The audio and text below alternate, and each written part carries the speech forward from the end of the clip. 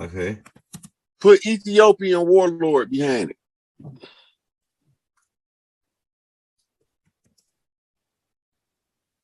Yeah, here you go right here. There you go. Yeah, that's him right there. I remember him now. They went over there. That whole military operation was to kill him. Why they want to kill him?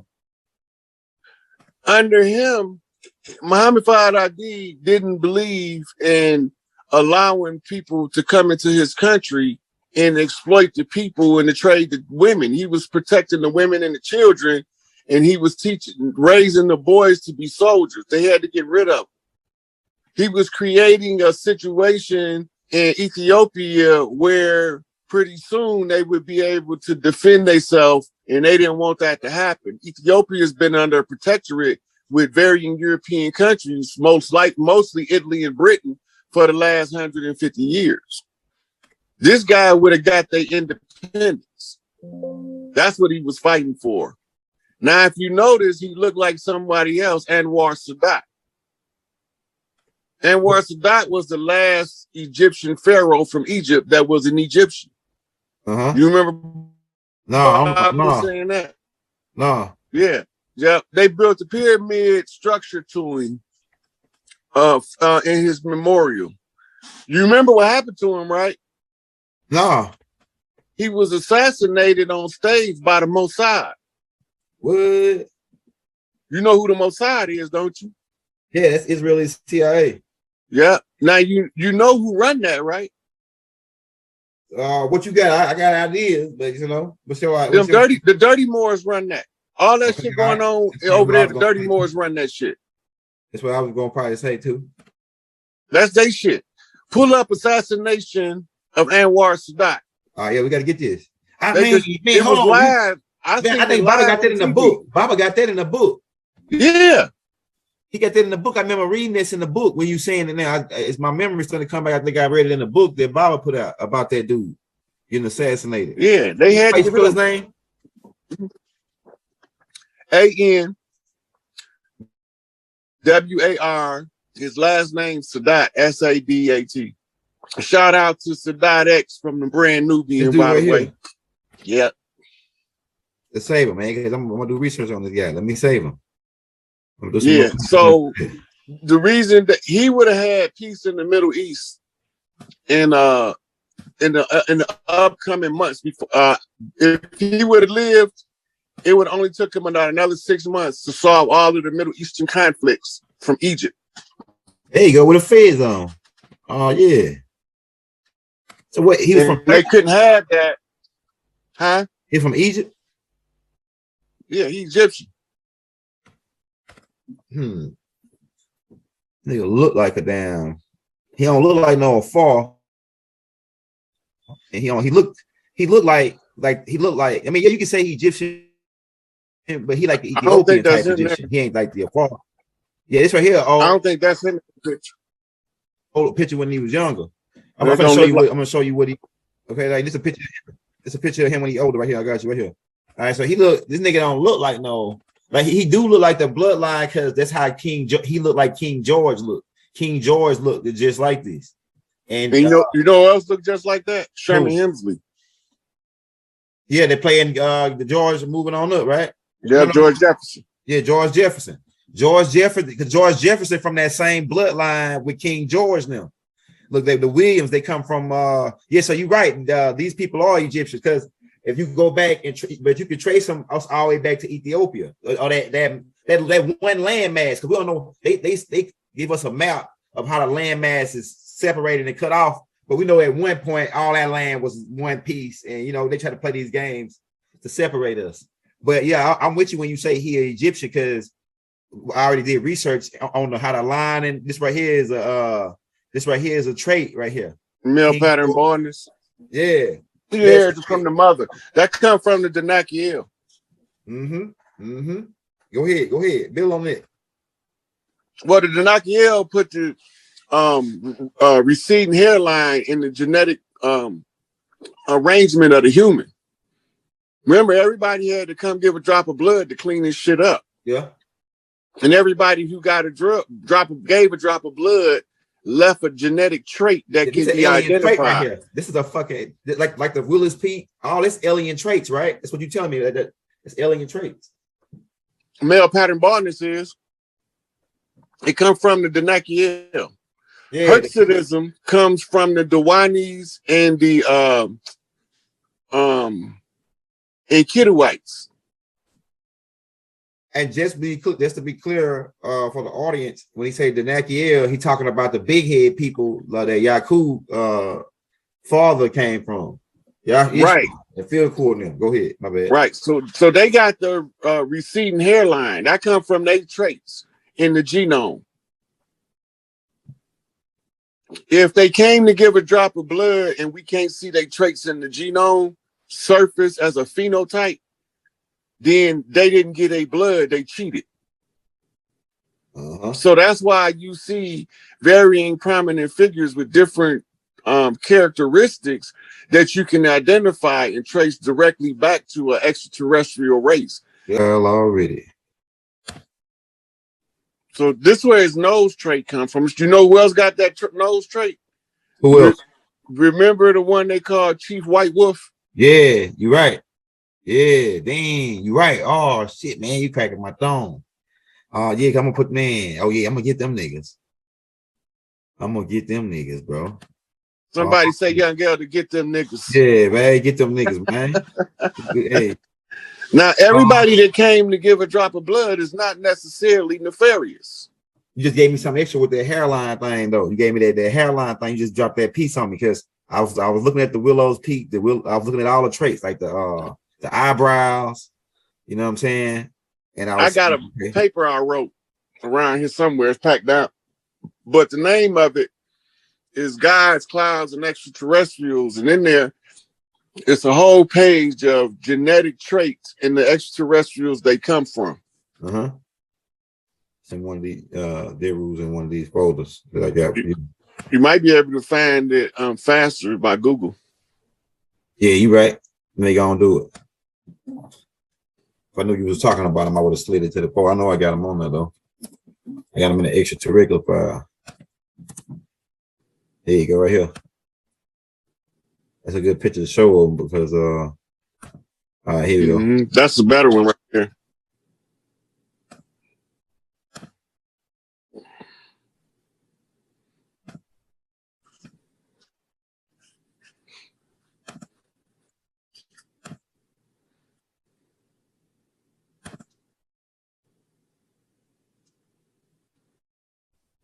Also Queen Victoria was of their rule. Another signature trait of this species right here in the genome like 500 pounds of shit. It's morbid obesity is what it's called. Go ahead. Go in on that a little bit. Go in on this extraterrestrial trait, the obesity trait. Okay, so it's body types. If you pull up ectomorph, endomorph, mesomorph,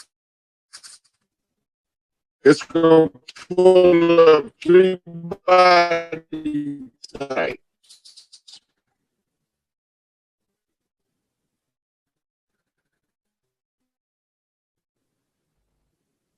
ECTO, MORPH, MESO, MORPH. Put all 3 words in there. Because it's going to pull a chart up, going to show you the different traits.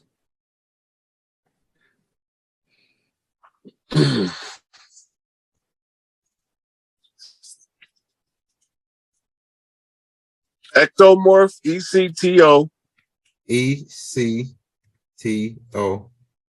MORPH. All right. Go ahead. Okay, there you go. Click on the picture. Right there? 3 body types right there. It's got 3 different body types. Yeah, blow it up. That's the one. See it say ectomorph, mesomorph, endomorph. Yeah, I got you. I got you right here.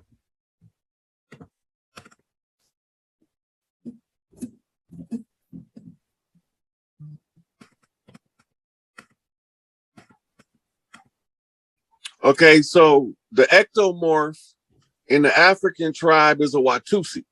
Yeah. A mesomorph in the actual African tribe is the Zulu. Okay. And the endomorph is I forgot the name of this tribe. They from the Sudan, and they gorge themselves to gain weight. Okay. Right. So those are three big tribal. Right. Now, in Europe, the ectomorph would be James Woods, the actor. The mesomorph would be Dolph Lundgren when he was young. Mm-hmm.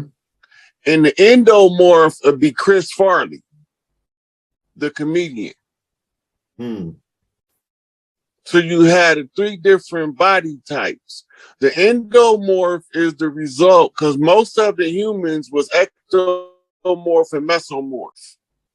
The endomorph trait is heaviest in Mongolians. Mm-hmm. And this is why they have poor muscle tone, but they be strong in the fucking bull. Right? So when you see the different body types. Now, this would be an in-shape endomorph. This would be one that works out. Okay. That look like that. The actual raw nature of the body type or the phenotype would be the loose, obese genetics, where you flabby and you can't stop gaining weight, but you don't eat that much. Your body is in a perpetual state of prepare for the famine because it's coming. So you know your body will hold energy, and normally those ones have a hard time carrying that weight, keeps them fatigued.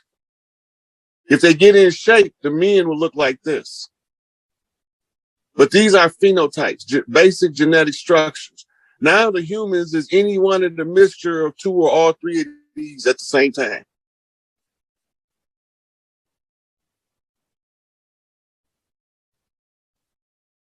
That's fire. So I know Queen told that the Daru trait ain't this the endomorph. It's more of a blobber type. Like, right. Remember I told you this endomorph is obesity in shape. Yeah, it's like a big bone type dude. Like I know people like that. They got big bones. They big boned people. They built right now. It's women and men built like this. Right. So it's like Andre the Giant. Yeah. He suffered from gigantism, but he also was picking that weight up too. Mm-hmm. And toward the end of his life, that's how they look. And you got to remember too, the Daros is tall. Okay. And obese. Yep, they are. Right. So they get anywhere from 7 to 9 feet tall, weighing anywhere from 400 to 500 pounds and up. Mm-hmm. Mm-hmm. Right. So where do we find these types of characters at? You find them getting in shape now. You find them in sports mostly as football players, as power lifters. They more inclined to powerlifting because they can get in better shape lifting heavy weight for lower reps, but it's going to keep their body in that shape. Mm-hmm. If they reduce the weight and increase the reps, that's going to be taxing on their psychology because they genetically lazy. Mm-hmm. But they not lazy. I don't even know if it makes sense to the average person listening. They genetically lazy, but they not necessarily lazy. Mm. Right? So that means that their genes are lazy is why they form that way. Some of them will express the laziness of the genes by being actually lazy. This is deep. Okay, now you have different height levels in the genome too. Pull up Watusi v Pygmy so you can see the difference in their height. I got them like Watusi versus Pygmy. You want me to pull? I got some pictures on it already. You want me to pull them up? Hey, blow that up and let them see the receding hairline. You see the receding hairline? Man, you just fucking gave me some, man. I'm telling you, bro. You just gave me a whole nother piece to this shit. And I ain't even think about it. Look at this receding hairline. So everybody got right. Oh man, it's really go there. I'm about to make connections on that shit. But now you got tribes that's related to them that don't have a receding highline. Hairline. Yeah. Like if you pull up the Hadendawas. You talking about these people right here? I got them right here. I got them in this same folder. These people right here. Yeah. They kin to them, but they carry the father line genes. See, the receding hairline is on the mitochondria. So the ones that come off the father line that's born to earth women don't have it. But the one that come off of the female Danakiel married to earth men have it. They get the trait from the mother. Oh, okay. Go ahead. That's deep, bro. But it only surfaced in the men. Yeah, Tyra Banks got a big forehead too. She one of them Danakos. That's what somebody said in the chat. And this the picture you were looking for though. You said you was looking for the Watusi versus the pygmy height. I got it right here. It's in this one. Tribes and families. All right. It's right here. All right, so this is a Twa right here. See how tall you? You see that picture on the bottom left? Yeah, right here. That's what the Irish looked like that. Yeah, I think that is the picture of Irish Twa. Yeah, leprechauns. Yeah, that's what it is. They that's the leprechaun shit. That's what they saying that these people were the myth. They come from the myth of the leprechaun. Yeah. Connected with those are the ones. Those are the ones who originally settled in Ireland and Scotland, and they were trained by Egyptian priests, and they wore gold snake armbands on their arms for the women, and a gold cobra crown. It was like a crown wrapped around the head with a cobra on the front for the men, and it was a class of priesthood. So when these is who St. Patrick was murdering when he said he was killing the snakes. That's fucking man. But I want to see the Watusi next to him because that's what I'm gonna do. That's what I'm gonna do. All right, and a perfect example of that is this right here. Perfect example of it right here. I got it right here. All right, so that's good enough right there because Muggsy Bogues he got the genetic phenotype of one of the Twa. Yeah. And Manute Bol has Watusi blood. He is, I think he is a Watusi. Yeah. Okay, now there's another group that's supposed to be protectorates over the Twa. Yeah, the Afar people. That's the Zulu. Yeah, the Zulu Afar. Yeah, that's the same people, the Bantu people. Hold on, I got them right here. Where is it at? Where is it at? Okay. It's a mix. Dang. Oh, it ain't in this folder. Damn, it ain't in this folder. But I know who the people you talking about because they were protectors of those little dudes. And they go, if you mess with those little dudes, those guys will come after you. They consider it's Shaka Zulu tribe. Yeah, they consider the Twa man as like gods, as like little gods. Right. So go back to Google. I'm finna have you pull up something. Okay, I got you. Right now, the reason why they was protectorates of the Twa, because the Twa used to be, okay, pull up Vietnam tunnel rat soldier at the end.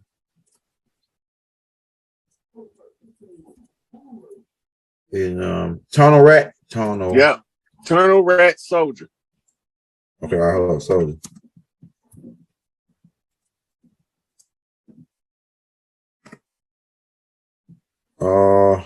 Go to the main page, see what come up. Oh, not veteran, Vietnam.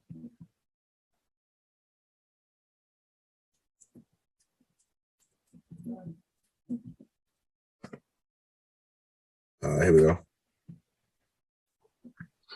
You see it? Yeah, that's them. See them dudes crawling through the tunnels? Yeah. See where it say tunnel rats on the bottom right? Go back. Scroll down. Okay. It's a book called Tunnel Rats. Gonna come up. It's on the left now. One down, one more. Right there. That's good enough. It was one next to it though. That's even better. The other way. Right now, this is the job that the TWA had. You see how these guys are small and they crawl through the tunnels? Mm-hmm. This is the only job they had for short people in Vietnam. Let me pull it up for you.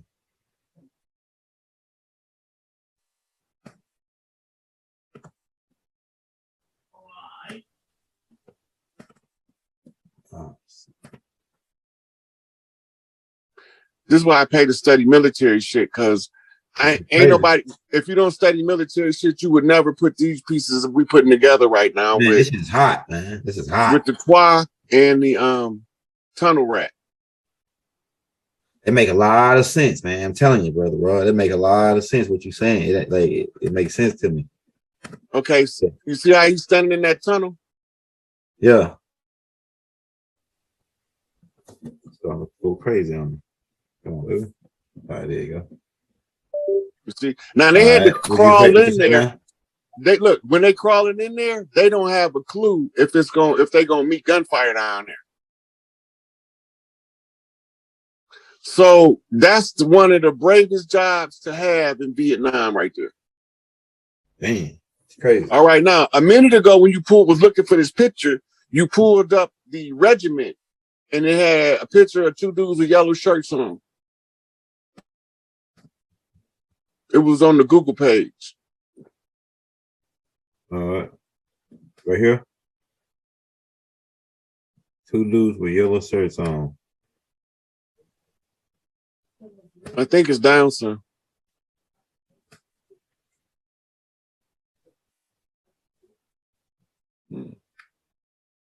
Unless you switch. There you go. See what it say? Tunnel rats. Yeah. My granddaddy was in there. You know what? My granddaddy was in this thing. You know what he told me? He used to tell me stories about this. Now that I think about it, and he said they armed them with these fire tart guns. They could shoot fire in the hole and shit. Blowtorch. Yeah, the flamethrowers is what they call. Yeah, flamethrowers. Yeah, they said they had the flamethrowers and them dudes. But he said, man, I'm gonna tell you, my granddaddy said them dudes, they used to be squeezed down in that little hole. And then he said they could pop out and the motherfuckers know how to flip and all kind of shit, man. It's hard to even shoot. He said it was hard to even shoot them cats. If you look over under the book I had you pull up, the next picture right under it, the book, right under there is a chart that shows you the tunnel designs that they was crawling through. This is the shit that they had to crawl through. This was no different than mining the mines of Mano Dapa. And put it up. Oh yeah, you give me some good fucking shit, my nigga. I'm gonna put all this together. Telling you. All right, can y'all see that? This is showing you how they was crawling through the tunnels. Now remember, I don't got no receipts, Elder. You gotta keep remembering that when I'm showing everybody this shit. This shit hot. Go ahead. He even sleeping underground in like a little area. Yeah, they had bunkers and everything under there. You see the false hole with the spear sticking out of it? Yeah. Booby traps. It was booby traps all through there. Okay, now go to Mano Dapa Mines, South Africa. All right. You got to spell this is where they was working at. I got the South Africa part, but what's the first part? Mano Dapa, MONODAPA. DAPA. I got you.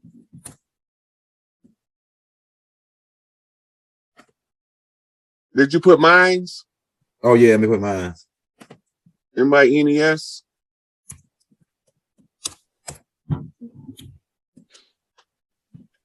Yeah, that's mines right there. The first picture. This is what the mine shafts look like. Is that the right one? Read what it says. Is that in South Africa? Yeah, gold mine, South Africa. Yeah. Yeah. These are the oldest gold deepest mine ever in the world.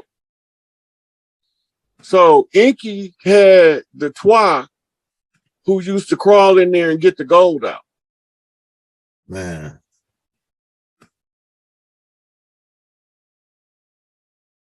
See, did it save in there? Oh, yeah, baby.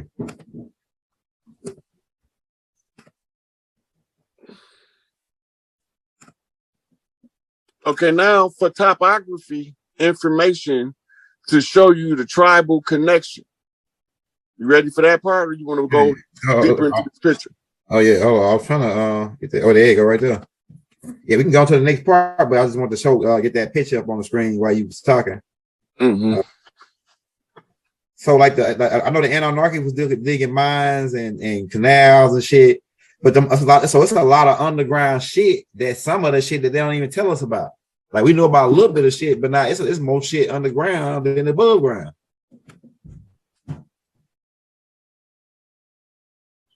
Okay, now go to Google. Right here.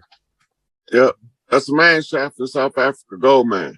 All right, what you got? Okay, now we finna show you the geography of the tribe. So look up San territory, SAN territory, South Africa. Oh, Sans people land? Yeah. Okay, I got you. We want a topical map to show you where it's at in South Africa. Put map behind it. Yeah, right here. There you go. Pull that up. Save that, and we're gonna come back to it. Pull up Zululand, South Africa. Let me make sure I got this done right here. Let me do this. It may have all of them right here on this one thing, just in case.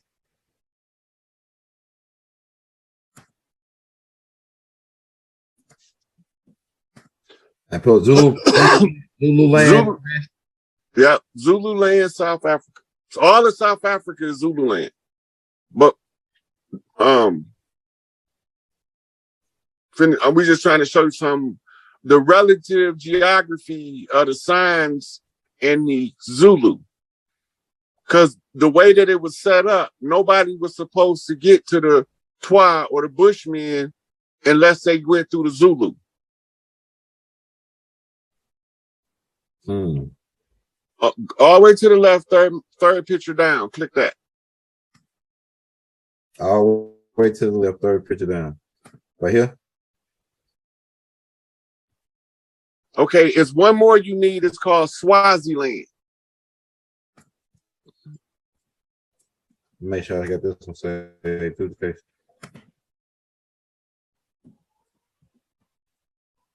Damn, this probably ain't gonna pull with it.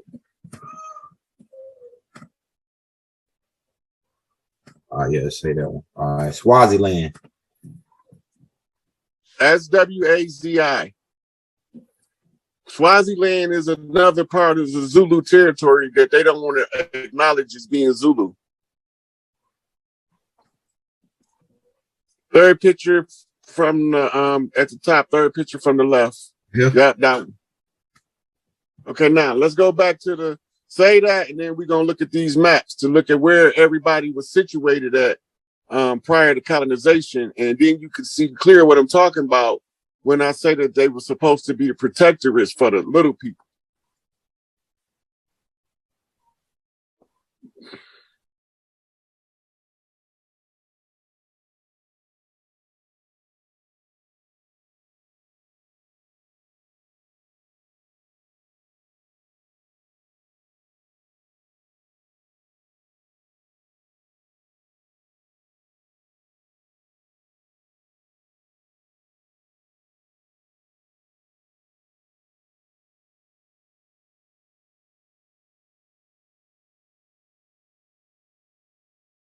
A lot of us moved around.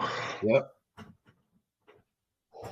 This is but we still here though. Yeah, yep. Hey, we back on the land, man. Chiefs back on the land. It's pretty much game over though, Rod. It's pretty much game over, man. You already done lapped these niggas like about 10 times already, man. You just sitting chilling in some lemonade right now, just cruising on this thing, man. It's already to happen already. All of Florida. Hey, how all of Florida was it's the finish line because that's where the war was at.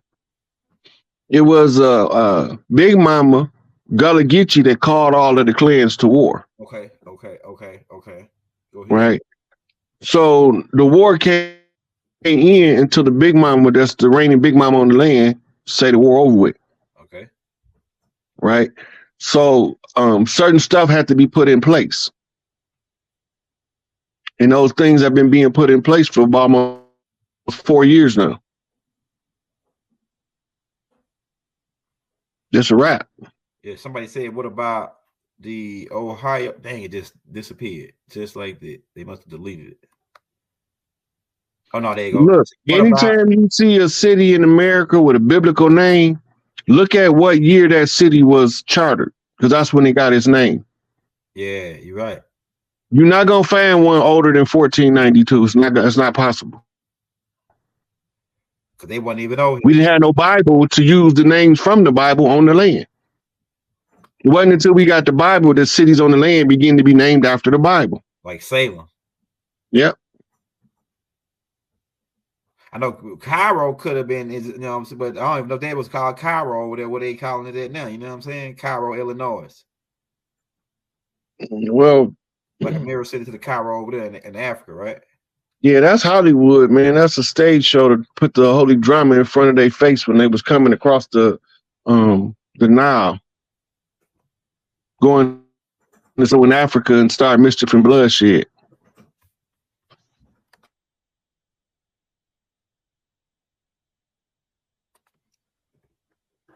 We'll say that because you didn't already, like I say, you could have walked off stage with that Indian training thing, man. That shit, that was fire, man. I'm telling you, bro. You just gave me a whole nother month worth of research to do, man. I'm telling you. I'm gonna go take that one little piece and I'm gonna connect them niggas, man, see where they was at, where they were going to. Then I'm gonna see, oh yeah, I got you. I got something for that. I'm gonna figure that out. Because I was trying to figure out how did these cats, if they Chinese, did they speak our language by being our children just growing up amongst us, or because it's like it happened like overnight, like almost not just necessarily overnight, but it happened real fast of how they switched places with us after Andrew Jackson deal. Yeah, so they try to make people think that we live in teepees. Yeah, that's the most absurd shit I ever heard. Yeah, what happened was the teepee was Mongolian in origin. Okay. Right. And they still use them over there, but that was for travel. Yeah. You know how you pack your tent to go camping? Yeah. We took our hotel with us. Yeah. Right. That's what the teepee was. Yeah. The tent. Right. Yeah. It's your tent. It was your portable housing that you could take with you anywhere you went. Yeah. So we didn't have, like, we might stop in the middle of nowhere, pitch camp. But we went all across the land. We was never restricted on the land from touching one part or the other. Yeah. We just had to check in with the local tribes when we was coming in. That's where they got the smoke signal thing from. Okay. Yeah. Right. So we send in smoke signals to let them know we in the area. Come smoke with the chief. Right. Fine. Now we don't use smoke signals. We use social media and cell phones and laptops. But they still sending us smoke signal. We did a tape call flipping on the land because you be talking about how people be sending messages and codes like a Mars code. Maybe like they do something on the land, like when he shaved his head bald. Kanye West parted his head for the ice of the yeah. So what happens is the butterfly effect. Okay. If you understand how it works, you send your message out using the butterfly effect. It's gonna ripple. Okay. Right. And once you learn how to read the code, it sticks out to you while you're doing something totally unrelated. Okay. You know, so the message, you can whisper to a tree. The good thing about whispering it to a tree is the tree can filter the message energetically better than you can with words. Because you know what happens when you line a group of people up and whisper the word in one ear and go to the other end and wait for the final outcome. It don't come out the same. No, it's gonna water it down. But when you whisper it to the trees, to the elements, to the earth, when it come out in symbolism. That's fine. Because the universe talks in symbolism. That's right. So when it comes out in symbolism, you learn to read the symbols. Yeah. And then you can see more than what's being told with words.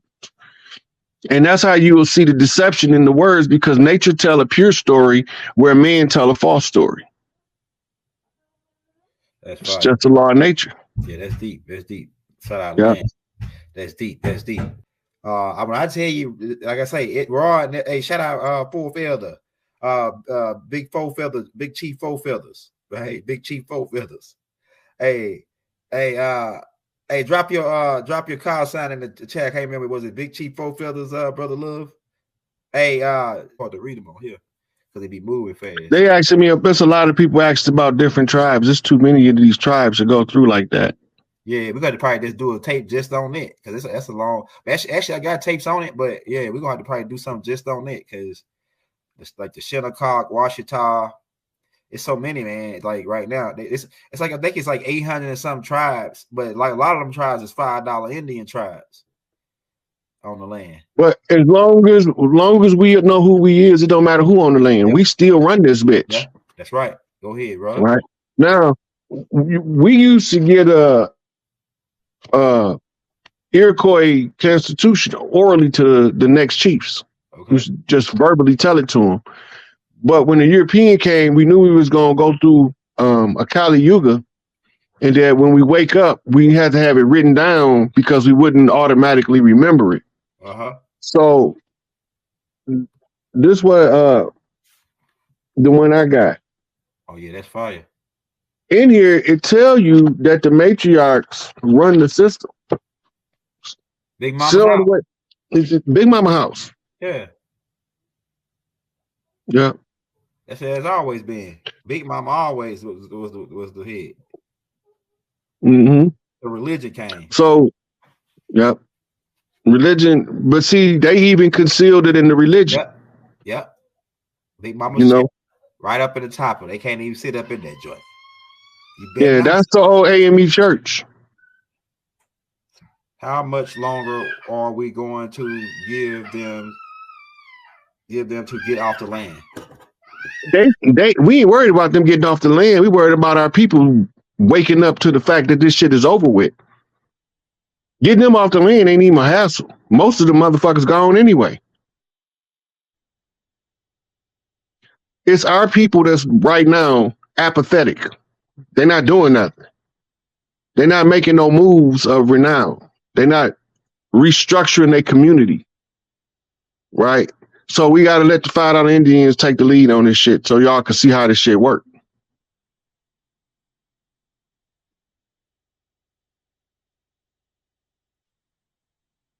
Judy Campbell messaged me on Instagram. The SikApe on Instagram.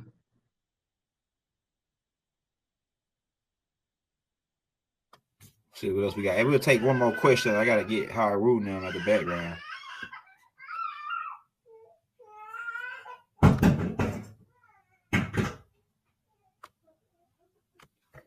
Oh yes, it's Rod. Do you know anything about the?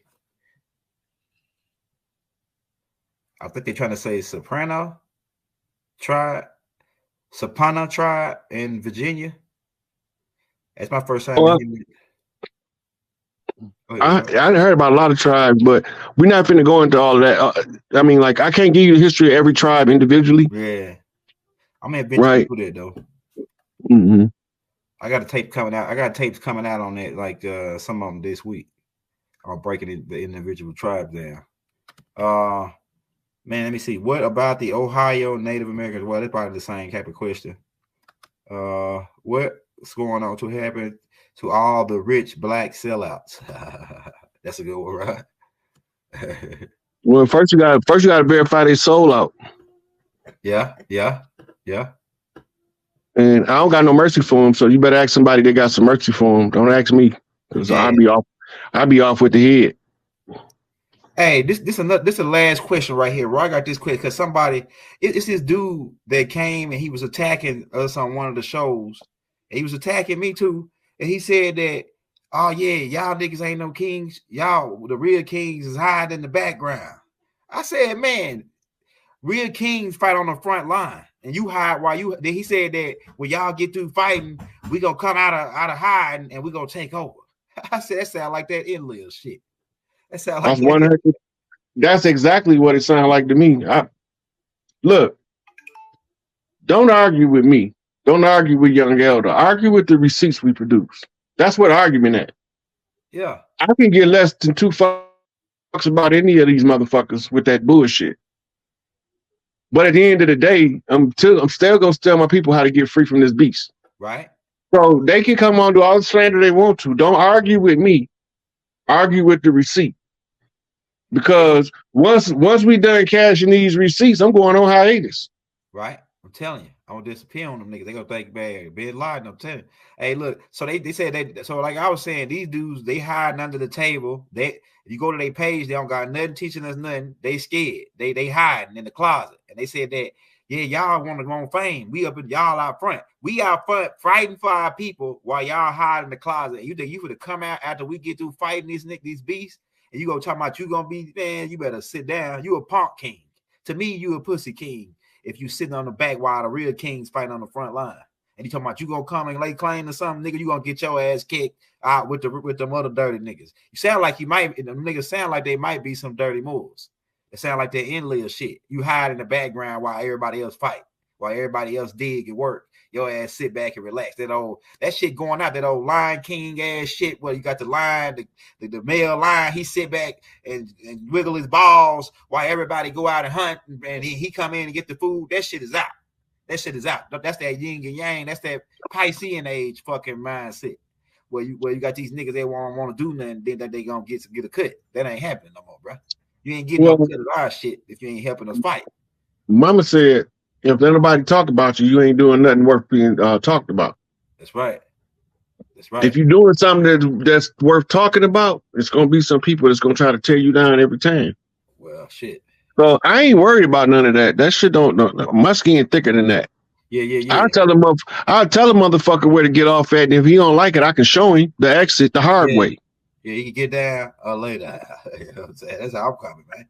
I'll tell you. So all them people that's over there with their shenanigans, and some of them still flipping at me with Freemasonic codes and shit, trying to get my attention. The long house to the big house to the short house. From the blue house to the red house. Now, for my people that want to get free from under this shit, remember who the fuck you is. You was already here. You didn't come on no slave ship. Them motherfuckers came, they saw, and they thought they was going to conquer, and they got their ass handed to them at the end by one little old sorry-ass nigga from out of Pontiac, Michigan. Straight like that. Yeah, Raw, you really, with your help, I'm able to, the shit that I'm about to put out, Raw, I'm going to change the game forever, bro. This is the end. Like Vin Diesel said, it ain't the beginning you want to worry about, nigga. It's the end now. So you had it. That's called a grand finale. I think that's how you say it, man. Do we cut off family that still want to debate the Jesus and religion story? It depends on if you feel like entertaining that shit or not. Okay. The problem is you ain't pulled the Strong's accordions out and showed them that Jesus is ISIS. That's right. Go ahead, get them. That shut down 98% of their argument. Now they got to accept the fact that the Christ that they looking for as a man, and why he always coming back cross-dressing is because it really wasn't a man, it was a woman. The whole time. It says, YB, hey, I think he answers the question on that. Cracked heads and twitch caps. We got WB. It says, what do you think about starting a new corporation this spring? I don't think we should start any corporations until the new system come on. That's my opinion. Yeah, corporation is really. We see that the system is falling in real time. So it's going to be some upheaval. These banks is crashing. Why would you? It's a good time to make money during the recession. Yeah. But it's a bad time to participate in the banking industry while it's falling. Yeah. That's like putting your money in to support the fall and lose your money in the process. That's right. That's right. Hey, man, and that's it right there, man. We had the hey, this right here was another one, Rod. Like DJ Khaled say, another one. And like I say, if you came in late, you may want to roll this joint back, man, because Rod dropped a couple. I'm about to roll it back. He dropped a couple pieces in here that I'm gonna be able to take to add to my game, man. I'm telling you. Hey, bro, it's like you like say I'm a basketball player, right? You like a coach, and I'm getting private training to brushing my skills up. So I'm getting sharper and sharper every time I come on with you, man. Every time we go into the gym. And then I talk to you all the time, every day on the phone. I'll be getting my head cracked. So yeah, so it's hey, this is good right here. Hey, look, yeah. In these sessions we be doing, we be showing receipts, but when I gotta go pull receipts, yeah, motherfuckers be thinking I'm making shit up. Yeah, because of how it be coming. They like, can't no one motherfucker know all that shit. Those shit like you sent, bro. You definitely sent. And we were supposed to meet, and I was supposed to get your information, and I'm gonna do what I'm gonna do. I'm telling you, I'm about he got a head crack out of all of that shit I just said. I don't know half the shit Malachi know. I know it. Hey, look, and we with you, but I think we connected through the wind, and then you all you got to do is tap into the wind, and when you do that, Rod. You be talking sometimes. I say, ain't no fucking way, Rod know that, bro. It don't even sound like him talking. It sounds like some high power Big Mama is fucking making. This is it. This is it. That the Big Mama was talking right through you, saying, "This is what y'all need to know right now. This is it. This is your last shot. This is your chance." To hear and know what's going on. This is it right here. I'm telling you, man, that's what I feel like. This, if you ain't got it after this, I don't know what to tell you.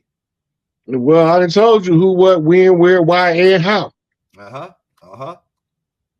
On both sides. From us, who sent me, why they sent me, where I came from, why I got involved, and how is all of these receipts we've been pulling. It's game over, right? Man. So I told you where they came from and what their job was, and I told you what our job was. We the great defenders. Yep. It's a galactic chess game, the game of the gods. Bobby Hemmett even talked about the game of the gods. Somebody sent me the clip not too long ago. I almost sent it to you, Elder. Yep. But the game of the gods is a plutocracy. Okay. Type that word in, plutocracy. Okay. Yeah. We talked about it on the let me type it up. Go right here. Yeah, we talked about it on that tape, on the hologramic tape. Yeah, the board games. Yeah, I got that already. CRACY. Oh yeah, there you go, right there. Like democracy, but with Pluto. Okay, I got you. Right here.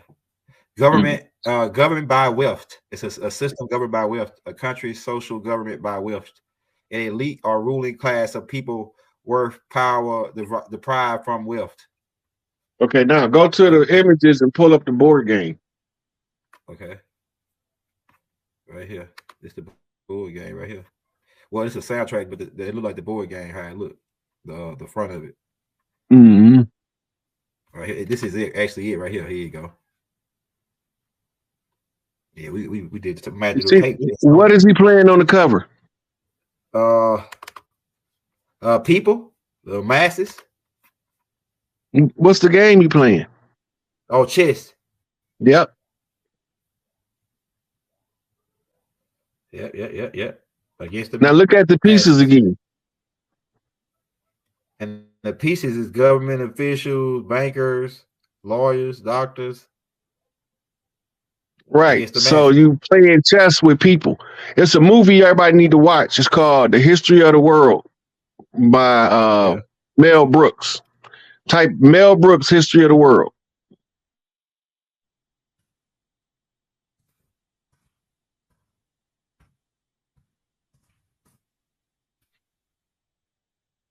This came out in the early 80s, and it tell you the whole story of the switch out of the king and the government and all that.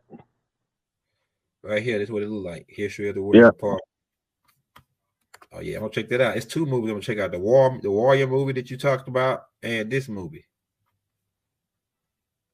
With the game banking movie that you said, I'm gonna go watch that movie. I ain't never seen it. So these some old joints. I like them old joints. I like them old classical joints. Yeah, this was Gregory Hines' entrance into Hollywood as a major role player. Yeah, this is gonna be. I'm gonna check this out.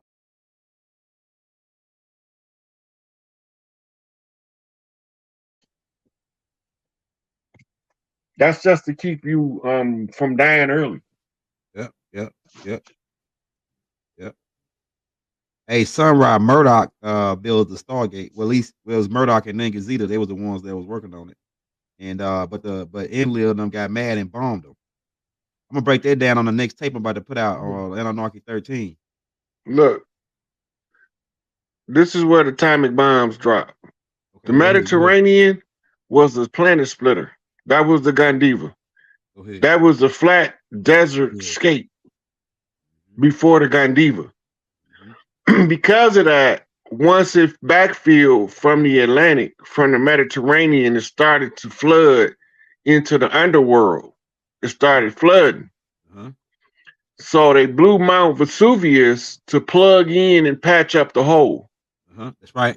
Go ahead, bro. Okay, now the other atomic bombs, the later war, atomic war, two of them hit Africa. One hit in the west coast of Africa, and another one hit in the middle of the Sahara Desert.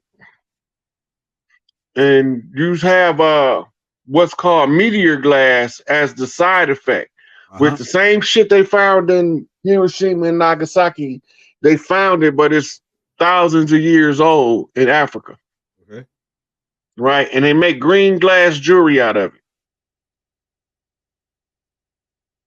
Then you had one here in northern India, right? And you had one here in China. Okay. Okay. Who look like us, but not us, is they the everyday people, like the people you go to school with, you at work with. So it's like, and are they aware who they are? Is they? I feel like now they just watching me. Some of them know, but all of them don't. So just like us, some of us know who we are, but it's more of us that don't. Now, another question I wanted to ask you too, like, are you able to do we make babies with them too? Like, are we able to have kids with them? Sometimes, but sometimes they're not compatible with us genetically, and we be with them a long time and won't make no babies. Okay then. You know, I was just questioning a few things. Now, I'll be checking you out though, man. I'll be, I'm out here this I'll be listening to you. You be making a lot for of sure. And there's so much chaos and confusion out here, like on the streets of Chicago. So it's like, I be feeling like now, like that's probably where it be coming from. You know, people who just don't, want to see us doing good. Yeah, we always got they in our communities, and most of them play the Godfather in the community like he a big shot. I can believe that. I definitely can believe that. Them the same niggas that got rid of Larry and Angel Bay. I can see that. Like how the what's the other guy named? The police came in and killed him in his crib. Go back and look at the paperwork. The nigga told him where he was at. It gave him a schematic of the house. They look like us, but they ain't us. Yeah, that's interesting, man. Cause I be like, you be having me question. I be wondering, is these same people the people I call my friends? Yeah. But yeah, all right, I'm about to go to the next caller. I got you. Blessings. All right.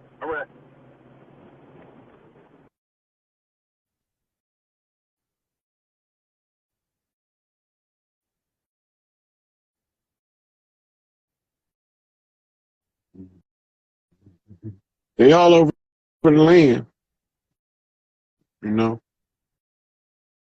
Bunch of them look like us. These guys. Oh my gosh. Holy. What's up, man? I got my headphones on. I hope you guys can hear me. Sound good right now. Okay. I got the thing going, smoking.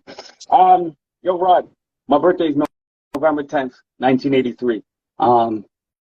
Some of the stuff you said resonate with me, and I'm sitting here and I'm putting things together, and it blows my freaking mind because I was a different kid growing up.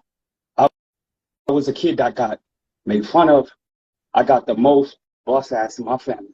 But I love my mom, I love my dad, and I kind of moving different right now. So I don't talk to nobody. I'm by myself. but I got my wife and my kids. And that's my joy. That's what I crafted.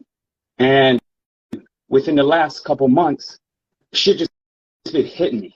From one day just watching KRS-One and he's talking about conscious. And then the next day, I'm seeing Brother 19 Keys and Billy Carson. And then just things are talking to me, but I use life. So if it comes in a video, I take it from a video. If it comes something, but I just moved different. And I was like, yo, what the hell is going on? But when you started to break down them motherfucking dirty Moors, the studying I did in school, like, I was always getting in trouble as a kid. I went to a Catholic school. I'm in Canada. They're teaching me about some native stuff, and it didn't resonate with me. And I used to sit in the corner of the wall because I was that kid was like, no, man, that ain't right. The history ain't right. But when you start putting it together, it was like, I was like, you know, man, this guy's thorough. Because there's not many people like you, Rod, who break it down in this generation to help people see it. Like the way you breaking people out and the way that you doing it, I don't know, I feel different with Scorpio, but there's certain things you say that is like, it puts me in a different frequency every time I watch your shit. Because I'm like, oh, there's another key. There's another key. But it's like this feeling that I had that I can't explain, but I know it's like when I hear you with Chief Warhorse, even just today I was listening to some of her stuff.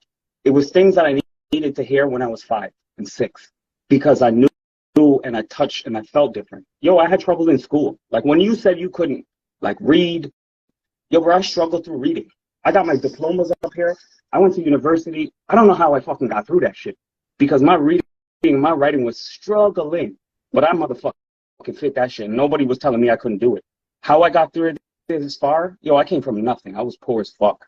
I'm like the only one who is like doing shit in my family. A lot of my family, like my cousins and shit, were spoiled growing up. I love them to death. I had so much love for them, but I got hurt too many times. And I just want to say it's like this hurt shit and not having family, like I had to even put blockages on my parents because I never really drew the line with them. I always just take and I was like, yo, that's my parents. But now it's to the point where I was like, when you step in my family and you're trying to break up my family, that's all I got. And like, yo, my woman, I don't let nobody disrespect her because at the end of the day, it's like my 2 girls' moms, that's what they're going to look like. They're going to look up to it. And my dad fucked up. I ain't going to fuck up as a man. So whatever I got to do to be a man, I had to change my shit around. So in the last 8 months, I was digging in deep of who I am. And it's a lonely place. It's a lonely place, but you have to stand. That's where the Scorpio go to shed his exoskeleton and develop a different one. Remember, when you shed one life, you move into another life in this same lifetime. Your level of information determines how many times you shed when you go into your seclusion. But when you come out, you prepared to be both understanding, loving, respectful, and kind to your parents, but also knowing that that's my wife. Don't disrespect her, please. This is what we, you know, how we deal with each other like this, da da da da. You had that conversation from a place of love instead of a place of hostility. And it's hard because, but you first have to develop yourself to where you Scorpio nature makes them have to see, because they'll sting the shit out somebody they don't mean to sting, but the venom's still there. Always. And that's why I cool, because I know when I say something, and my wife is like, you just tell it like it is. But like I just watch people. So for the loved ones, I'll take the shit. I always have. And like to this day, like, yo, when it was down to nitty gritty, I was always there for my mom. If I had to pay my mom's mortgage, I lived with my mom. I paid that shit. I hustled. I would do whatever it takes. To this day, they know I love. But when they disrespect my love, that's when it hurts. And I just got to a point I was like, they got to see me for who I am, because ain't nobody, I feel like in my family, I love them.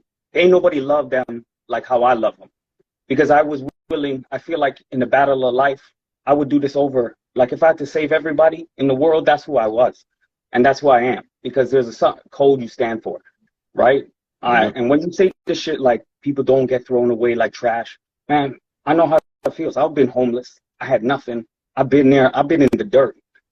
I worked in homeless shelters. I love that kind of people. I drove streetcars down in Toronto. I've been spit on. I've been there. I took in shit because I love people. But I just gotten to a point where I was like, my mental health, I had to get that shit back. You know, that's the hard part. The hard part for the Scorpio is to remember that if you don't take care of yourself, you will let the world deplete you so bad you won't be no good to you or nobody else. No, because I feel too much. So you have to, so you have to use what we call constructive selfishness. I want everybody in my family to be a millionaire. They don't see what I see, so I go out and get enough money so I can make us all millionaires. Yeah, I can't wait on them to see what I see. I have to make the moves. I have to, put stuff where it need to be in order for the rest of the clans to see what I see, and then we move. We didn't seize all assets. Everybody that was oppressing us, assets has been seized. Right. But a lot of people are not familiar with the Indigenous Rights Act, so I have to rerun the Indigenous Rights Act script so that they can see it was all given back to us. We just have to use a certain process to get it. I feel like I'm the only one in my family that knows that. Yo, I got Jamaican family. My dad's Jamaican, my mom's Guyanese. And they don't know that. And I've been telling them, and they know a bit, but it's a colonization is like fucking up the family. Like when you say there's certain energies, the enel energy, I seen that shit growing up as a kid in my house, right? I know what some of my uncles did to my aunties, and I know that shit. Nobody talks about it, but it burns them. But I'm like, I know everybody's life, not because I listened to gossip, it's because I had to hear it. And I kept it dear, and I know what everybody's gone through in my family. And I think I was always the black sheep, but I take it with pride. And now I take it where it's like, you have a mission, and whatever you got to do to do that mission, I want to, I want to do something great.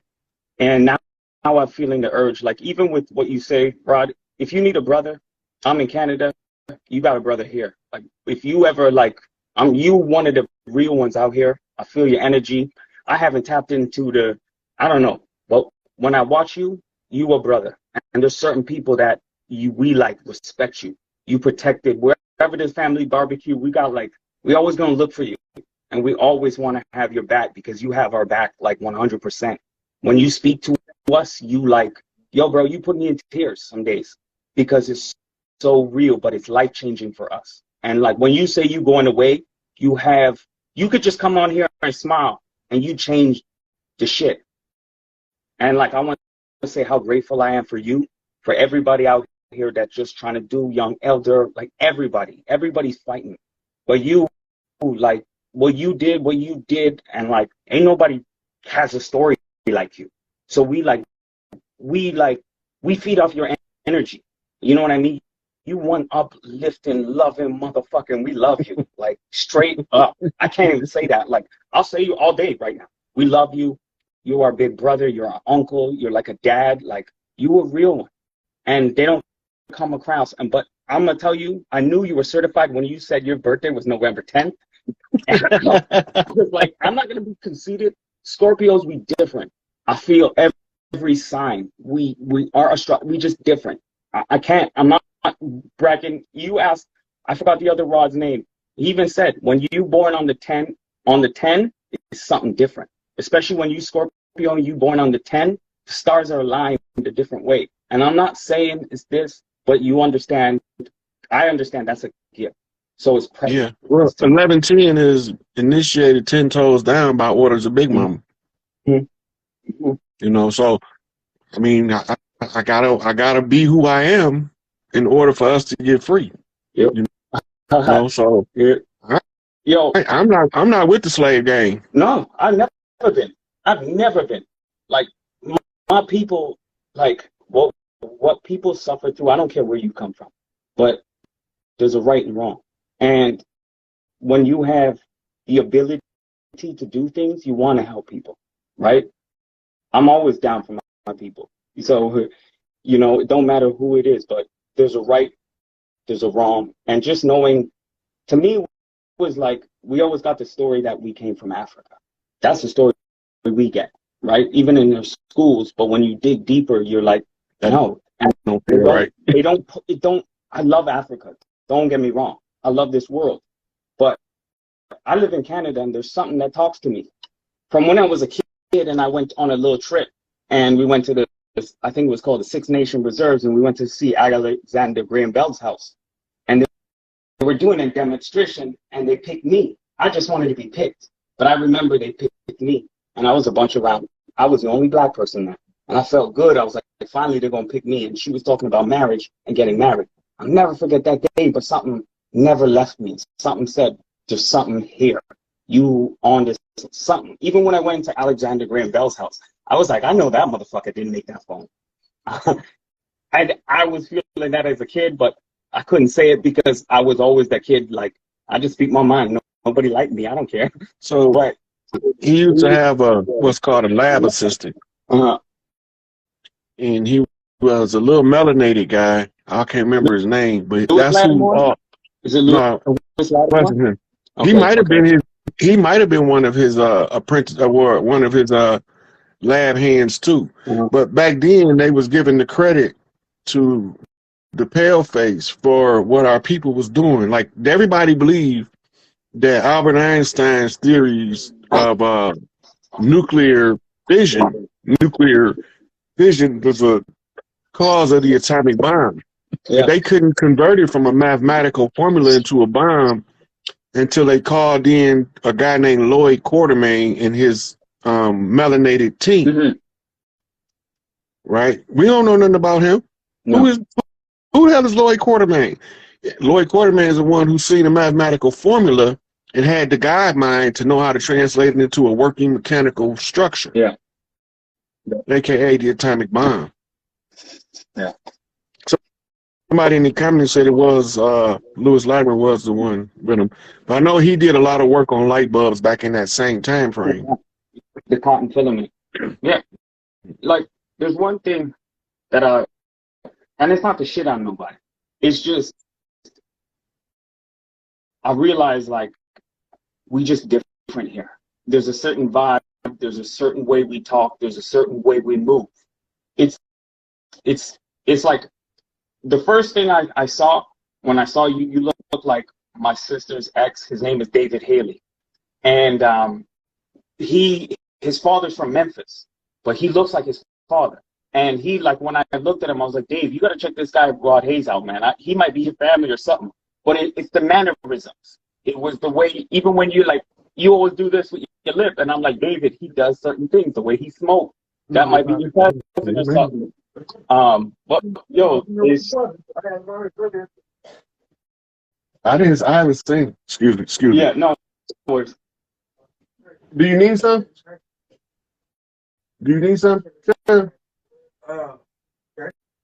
Just come back right over there.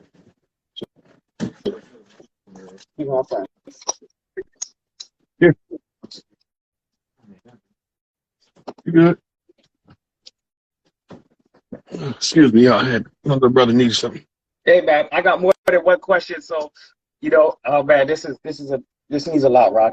Like yeah, it's good for the people to see too because it needs a lot, man. Yeah, because the impact is important, right? Like and it make it known that I'm not just blowing hot air. I'm really talking about something. Yo, I went to school. I researched my stuff outside of what you researched. I research my shit even when you talking. I'm still doing my research, but I'm like, he know what he's talking about. But I'm not gonna lie. Most of the people, my friends, not everybody's into this stuff because it's a lot. So I put it on my wife sometimes, and a one point might take me an hour and a half to explain because it's so depth. So it is probably taking months to explain who them dirty Moors are, or what happened, or who Jewish people are, or what this word means, or what Hebrew, and unlearning some of the things that we learned in our own. Well, just for the record, Arabic and Islam don't got nothing to do with us. Nope. Greek and Christianity don't got nothing to do with us. Nope, that was never made for us. And Hebrew and Judaism don't got nothing to do with us. We was here before they brought all that garbage over here and dumped it on our land. I threw this away. It's called a Holy Bible. My grandfather was a bishop in his church. He wrote my name in this, I think, damn near like 92, May the 3rd. That's when he wrote it in there. And it's crazy. Like, I never read the Bible. I wasn't into it. I didn't feel it. I didn't disrespect anybody. I just wasn't my thing. But I threw it away, and I just put it in the garage, and I was like, yo, man, I'm done with it. But I was like, no, man, there's some codes in here, or there's something I can use. And like, I use whatever now. And I'm really trying to tap in. So I sit with myself. I have my own rituals to tap in. To find, that's the communicate. The first contract they brought over here was the Bible. You know? See, but we didn't know how to read the contract. Yeah. And we believed the Bible was used as a religious book, but it was used to keep the contract in everybody's mind while the conjure was working. Mm-hmm. And the Bible teaches us how to use a binding spell on ourselves to keep us restricted from ever reaching any forms of greatness. It totally does. Like, I see it because there's a block on you.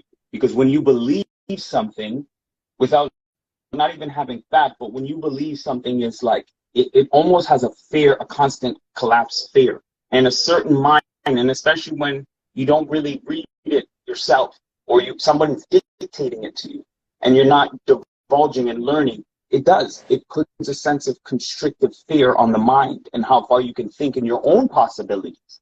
And even the fact of praying to something and never seeing a result. It is crippling to somebody because they don't teach us the science. Prayer is a half of an equation. You know, yeah. Right? It's a two-way channel, but if you're only using it one way, you can't use it effectively. Like, and even my family, they talked about voodoo and stuff, and I was like, wait, so even when I look now, I was like, man, that shit got us out of some trouble, whatever we needed. And I was like, but this is life. This is a tool that we use as humans. It's not wrong. It's not right. We are amazing creatures that can touch into a spirit, get into different realms, different dimensions. Why wouldn't I want to access that to better myself and hire myself and get back to what I need to be? That should be the greatest goal for myself. And they don't teach that in the church. That hurts me. And that hurt me because, my family that came from that.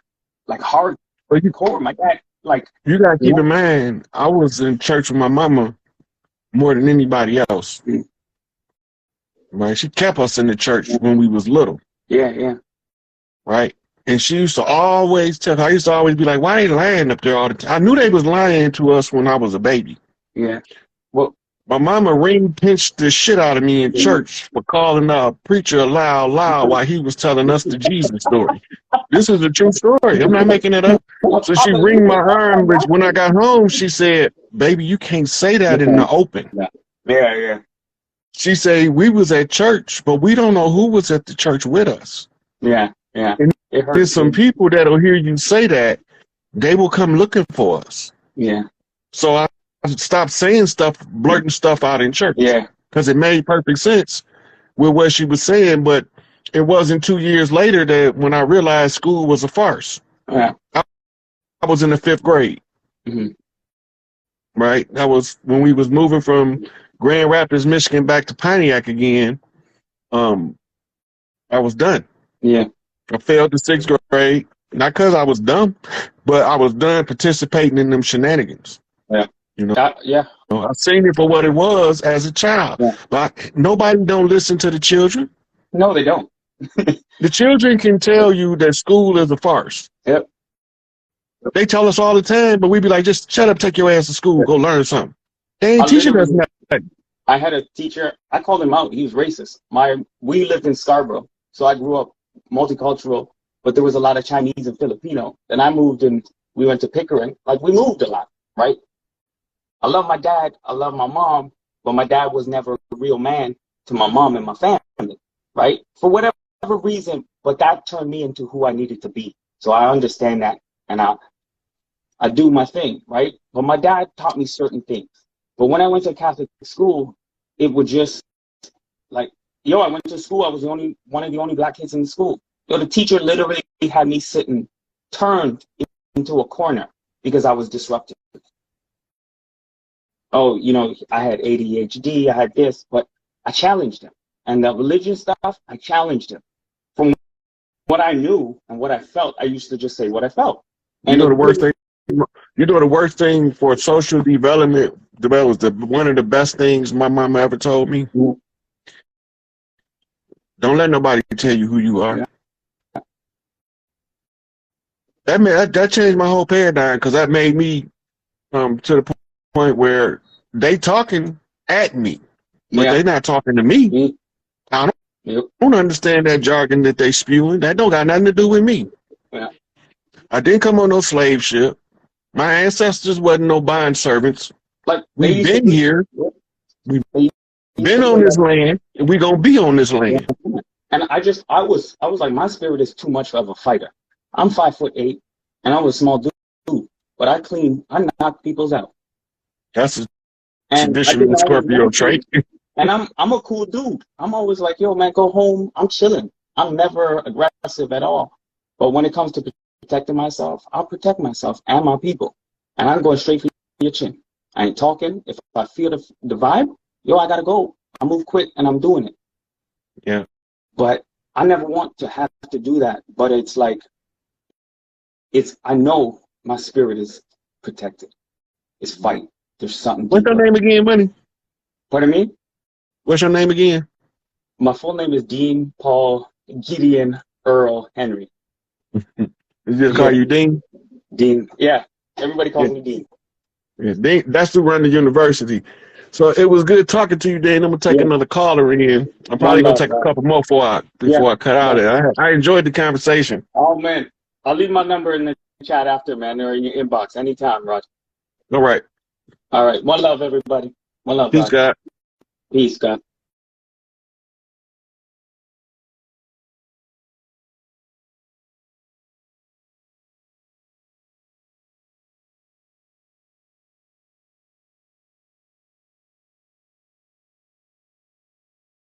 Family member that you in the same city with, and you ain't even never had an opportunity to spend no time with. Now you talking about what's that term? Singularity, convergence. That's real time convergence into the singularity right there. That's real time convergence. That's some heavy shit. Hey, LOL Adams. So the sisterhood is important. The art, it's gonna look so different than regular school, but it's gonna look so much like a tribal village in a modern era setting. Mm-hmm. Yeah, I like to see y'all meet in person. This is making me all motherfucking mushy and shit. I don't even get mushy. Yeah. Y'all keep me posted on y'all interaction, Mizell, King Eddie. I'd like to see how that turned out. Y'all got to run across some family members on a video. Yeah, just pull that's gangster. This is what it's all about. You gotta remember, in the history of America, we wasn't allowed to form coherent, competent, structured families. All of our families had to be fragmented, broken, or dysfunctional in order to be left alone.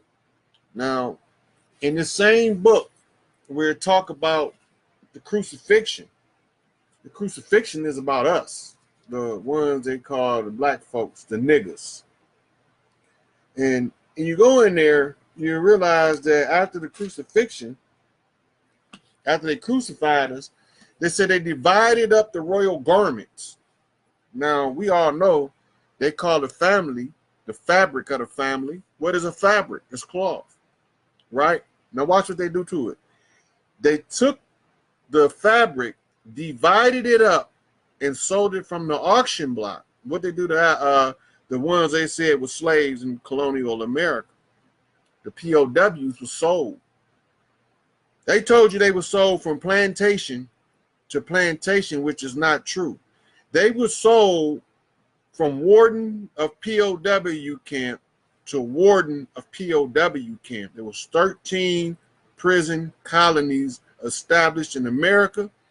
Australia was established as a penal colony, a prisoners' colony. In America, the prisoners were dying off, and the natives felt death in the air from the mass death on these colonies, so they had to do something according to divine law. They couldn't allow all them people to just die of starvation and exposure without doing anything to remedy the misery being expressed on their territory, right? So they had what they called treaty meetings. But when they show you in your history books, they show you Native Americans bringing furs and food and stuff to the colonists. And they tell you about Thanksgiving. And we always thought Thanksgiving was about the raping and the pillaging of the native. Let me tell y'all the real thing about Thanksgiving. Thanksgiving was this. Under the Continental Congress consisted of what they call the several states. The several states at the time were the 12 colonies.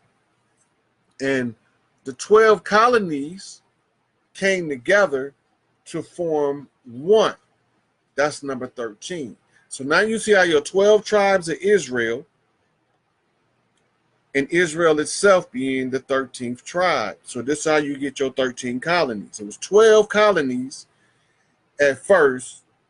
They tell us it was 13, but it was really 12 because one of the colonies encompassed all of the colonies.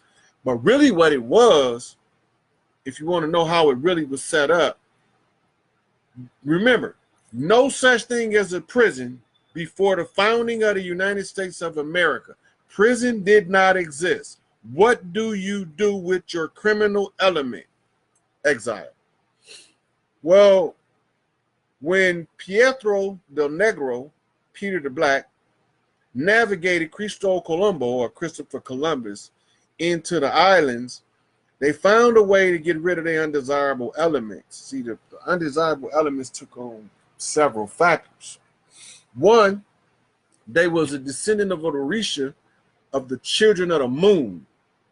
That means they had red hair and freckles.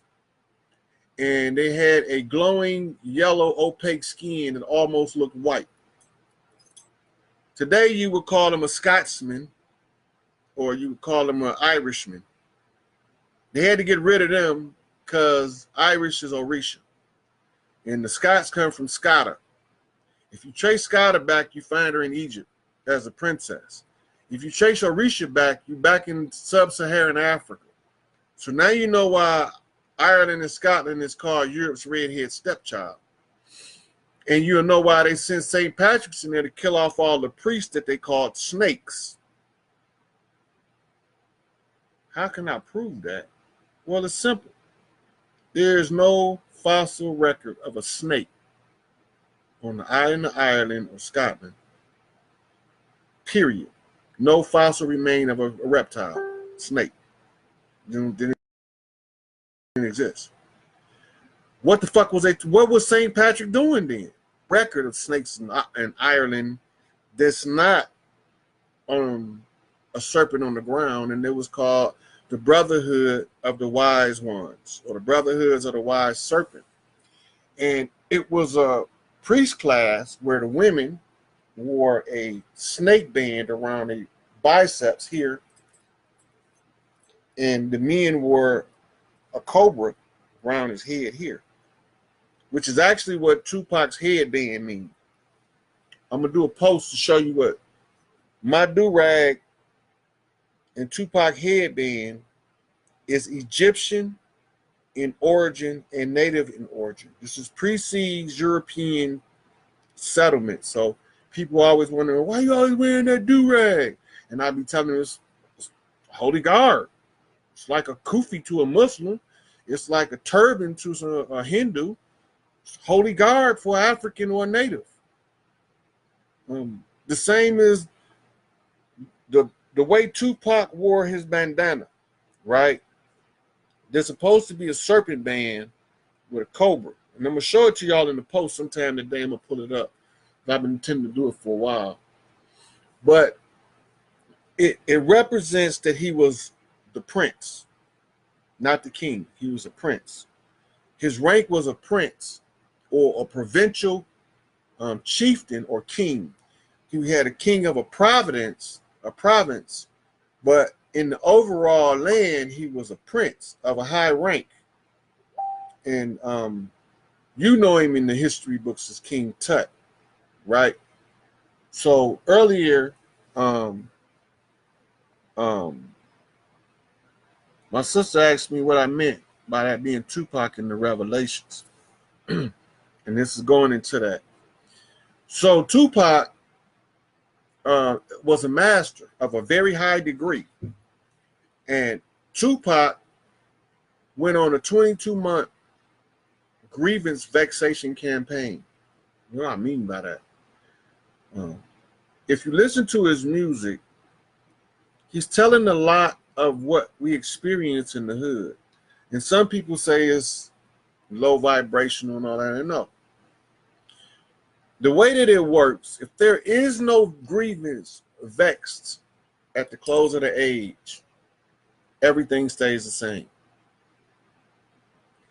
But the grievance has to be vexed by masters.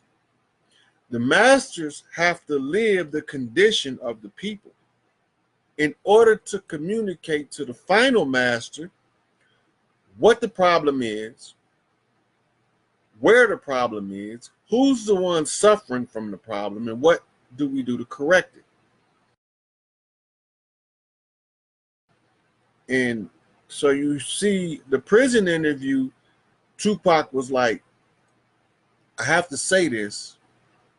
Y'all need to know I'm doing everything I'm supposed to do, but if I'm not successful, this next dude, he ain't gonna have no mercy. This next dude, he ain't gonna be playing. Go back to the prison interview and watch what I'm talking about. Now, Ed Gordon, he said, look, let's not be selfish. This Tupac talking. Let's not be selfish. I'm not saying I'm the one going to change the world. I might not change the world, but I guarantee you, I spark the brain that will change the world. In order for him to be that confident, he have to know something. You can't be that confident in sparking a brain, especially with this many idiots, buffoons, and clowns running around masquerading as conscious Negroes, and they idiots. So why was he so confident? Well, you have to go back to your African conjure. I'm not going to tell the story now, I'm going to tell it another time. But in the African conjure, before the final one comes, his little brother had to always come what they call open the way. They call him the opener of the way. So when you seen Tupac, he was the opener of the way.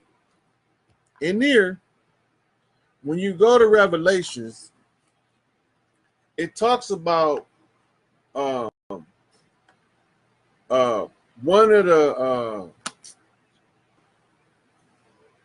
priests of the Lord being sent into a place where he encountered what they call the prophet of Balaam.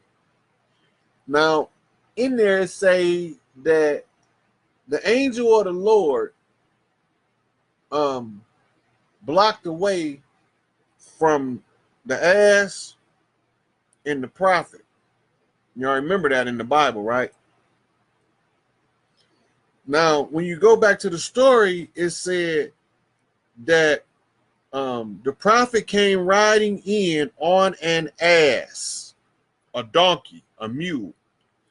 So the prophet, Farrakhan, hit center stage of prominence under the Democratic Party, the mule, the ass, on the campaign for Jesse Jackson. But he said there, the prophet of Balaam encountered an angel of the Lord who stood before the ass and the prophet. The prophet didn't see him at first. The ass saw him first, Jesse Jackson.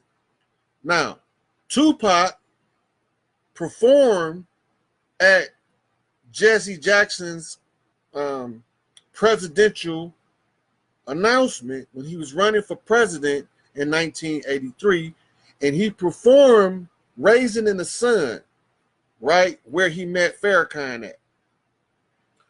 And Farrakhan didn't recognize who Tupac was at first, because remember, the ass, Jesse Jackson, knew who the fuck he was, but Farrakhan didn't know who he was at first, right?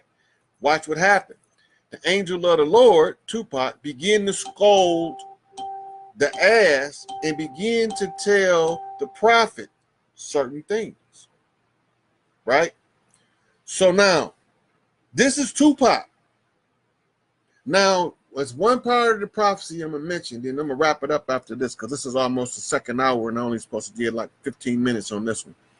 But my sisters got me kind of pumped up, and I couldn't stop. Oh, there go my Israel Tabera. I see you, girl. I've been waiting on you.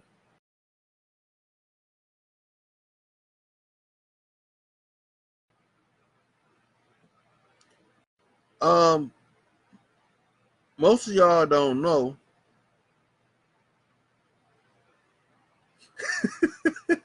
Might tell you something else every time you put on the bandana, you feel invincible. Malcolm X self-sacrificed to save Elijah Muhammad in order to make this whole process work, because Wallace didn't want to do his part. Wardeen Muhammad, son of the messenger, is the reason why Malcolm did, not Farrakhan, not Elijah, not John Muhammad, not Clarence 13X.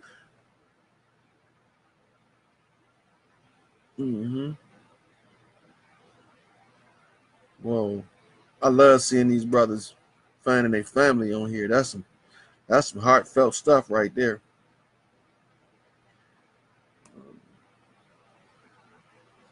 Whoa. Wow. I believe you my Uncle Eddie's son. Get the hell out of here. Okay, so I'm not gonna give y'all too much more on Tupac. Last thing I'm gonna tell y'all about Tupac before I cut out of here is this. It was made to appear as if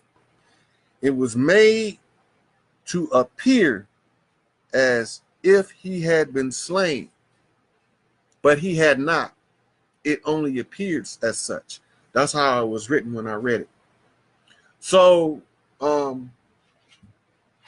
Tupac went on a 22-month grievance vexation, but it takes 22 years of manifestation for that master to reach the next master, because each master has to be raised to a certain level before the next or the last master can pass the baton. Yeah, India, they always doing that to me. But I want you and I want Israel Tabera to listen to this video, because I talked about how the sisters got to start meeting and knowing what their roles and responsibilities going to be. And anybody that won't free gonna have to be in it, because it's only one way to get us free, and that's flip this fucking grid. All of this stuff that I tell y'all, if y'all need a reference, just let me know. Yeah, Mazel. So you will look on my post and you'll see the mirror effect. You'll see Tupac doing this, and you'll see a gorilla doing this. In between them, you'll see that I'm telling you about a mirror. It's a reason. Ain't not a single post on my page haphazard.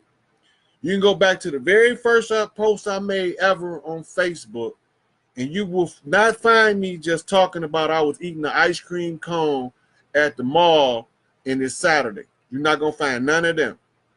Only thing you'll find is a whole bunch of blank spots where I didn't say nothing. Boom, I hit you with a seed. Then as you start getting closer to now, you're going to see the intensity of the post pick up.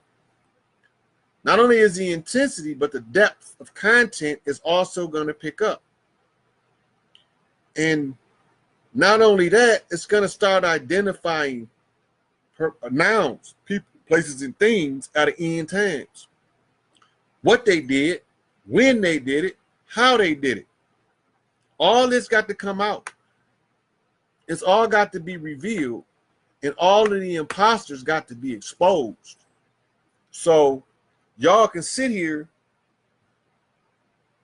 Fuck no, he ain't in Cuba. He in South Central. He in LA. He at home.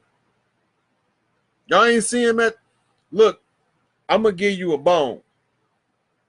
Tupac was at Coachella when they did the video of the hologram.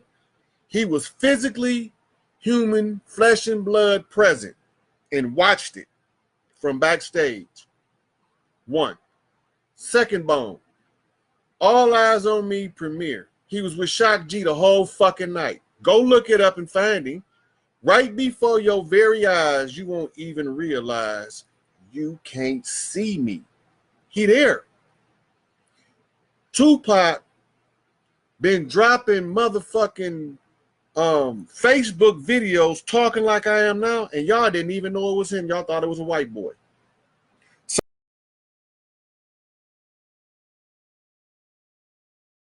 Win without H.P.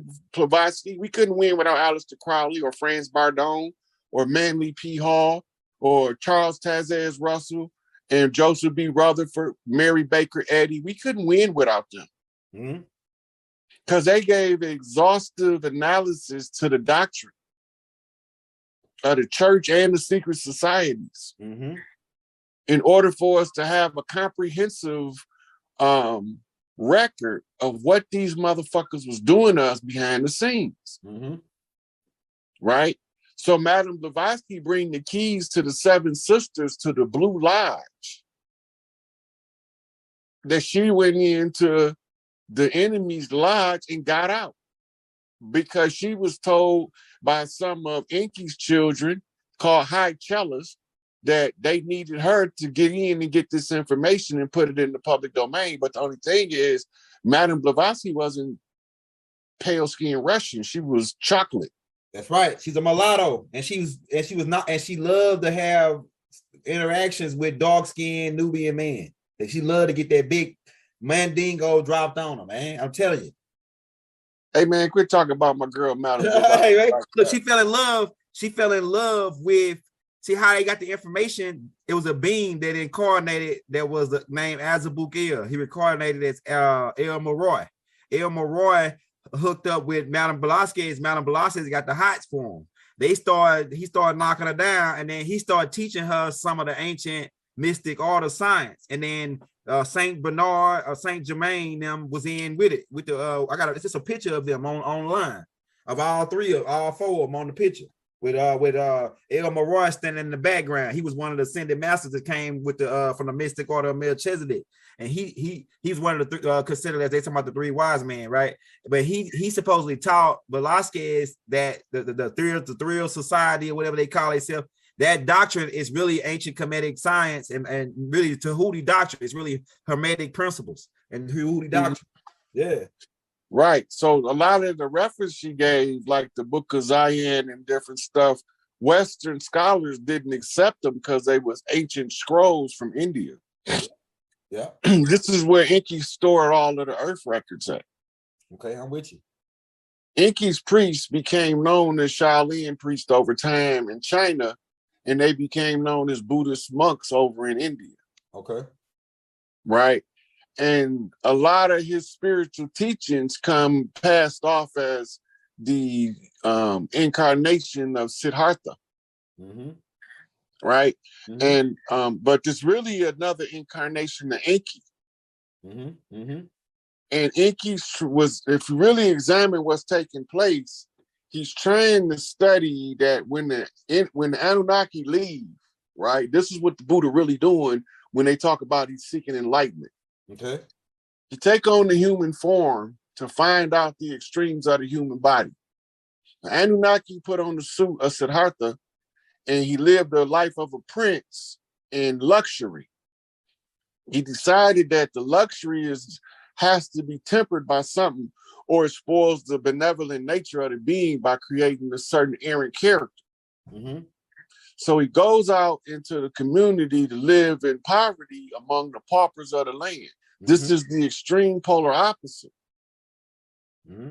Now, if he can assimilate into the pauper lifestyle after coming from such luxury, this is total application of willpower and discipline. Mm-hmm. Right? So the first lesson of the Buddha is it takes great discipline to become an enlightened individual, a Buddha. Great discipline is the first one. The second one is you have to utilize your own willpower to overcome the conditions that the external life put in front of you in order to get the life that you want the external life to present you with. Mm-hmm. Right? So then he goes through these extremes, these meditating, and he understands something about the mind. Mm-hmm. The mind is psychomal, it's erratic. If you don't learn to control the mind, then you won't be able to control your lower base nature as an animal, and you can't live as a divinity amongst animals as opposed to an animal amongst divinities. So control of the mind, that means be mindful of what you think, because what you think becomes your reality. Mm-hmm. Right? Mm-hmm. So then the Buddha begins to practice different forms of yoga to learn the extremes of the body. And what do we discover? What? We discover the body is very malleable and adaptable.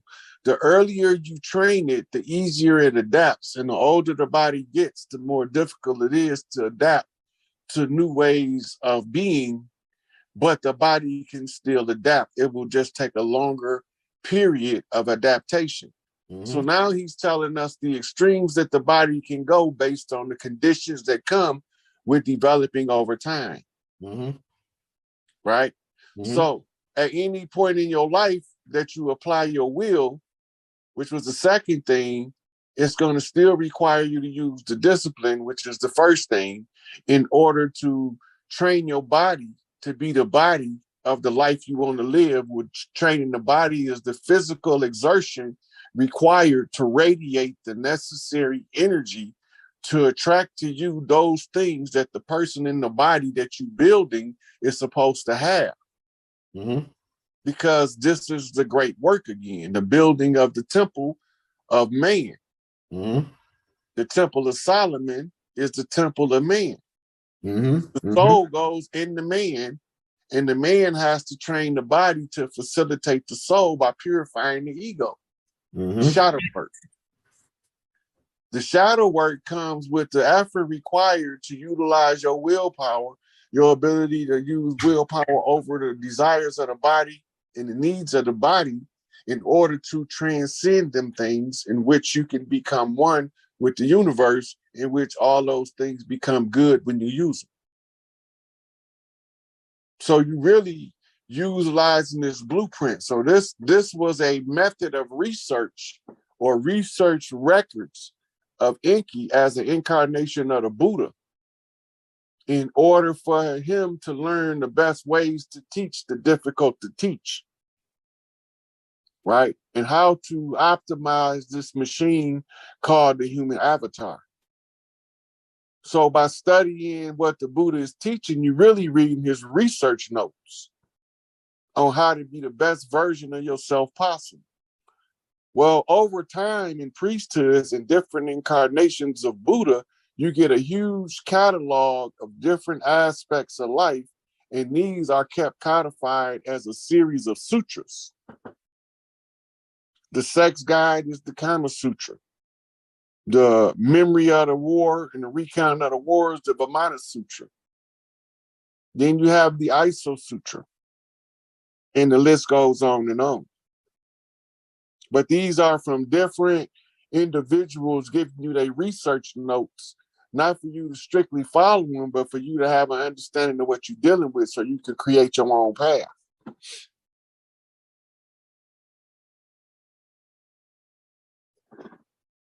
So a good series of books that ties into this, right? Okay, go ahead. Ascended Masters of the Far East. When you understand how to read the nature of the character of the individual, forensic profiling, that's how you can follow them all the way to their front door. See that box collection? The first picture in the second row? Right here. This one right here. Oh, hold on. Damn, my bad. Damn, shit. All right, right here. This first picture in the second row, right here. Yeah. Not the man with the beard, but the books. Yeah. He's supposed to be Serapis. One of them supposed to be Serapis Babe. We taught him in ancient Kemet. He was one of they Listen, it was 1 a.m. when I got out that video that you just watched.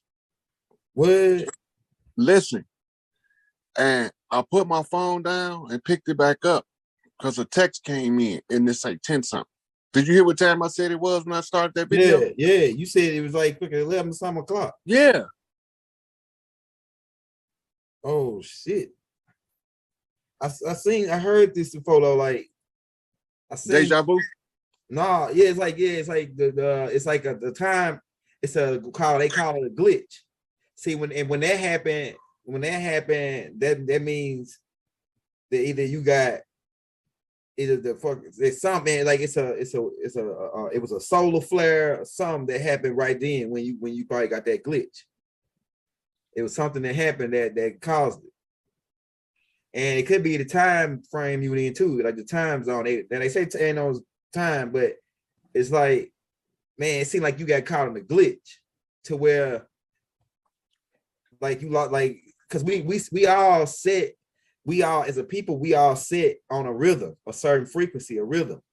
That's what make us can dance on the beat. We on that frequency, but they can come in and they can adjust you. It's a group called the Adjustment Bureau. They put a movie out about it where they come in and adjust. I remember that movie. Huh? I remember that movie. Yeah, the Adjustment Bureau.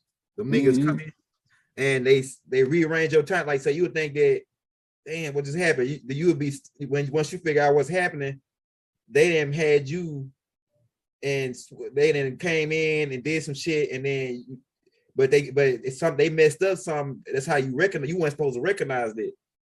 If these guys that was probably, if somebody did that, they probably wasn't that good, or they didn't know how high power the alchemist you was, that you was gonna realize that the time frame got changed. Elder, look, man, I'm telling you, this real talk, Elder. Yeah. Anybody think I'm making this up can go back and watch that video that he just watched. I'm really fucked up in that video about where them 5 hours went. Yeah, I'm telling you, man, it's crazy. Look, I'm having conversations with people about this missing block of time, and I get off the video at 1 something in the morning. Man, that's crazy, bro. The Adjustment Bureau, these niggas right here, man.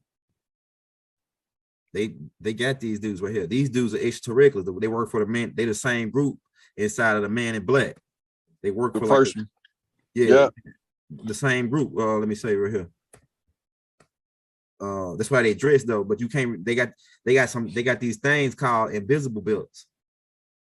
where they can put these belts on and they can be it'll speed up their vibrational wave to where it bend the light waves around them where you can't see them, and they'll be up in your house walking around you, but you probably can see them out of the corner of your eye because the technology they ain't got it fully developed, but they got it to where you can't see them. They had an episode of the X-Files about that. Yeah, they got them right around the time of George W. Bush Sr. because we was on them, and there was a dude out there when George W. Bush was out there fishing on a boat, and another dude was a Secret Service was standing next to him, and he was fishing, but he was invisible. All you saw is the rod. And that's when they came out and said, oh, well, yeah, we got developed this new technology that they had got from the Philadelphia experiment. See, the Philadelphia experiment, they accidentally discovered invisibility. They was trying to start doing the stealth, right? And I think it was in 1943 or somewhere around that, the Philadelphia experiment. They were trying to pull it up. Huh? Yeah. Pull it up. Yeah.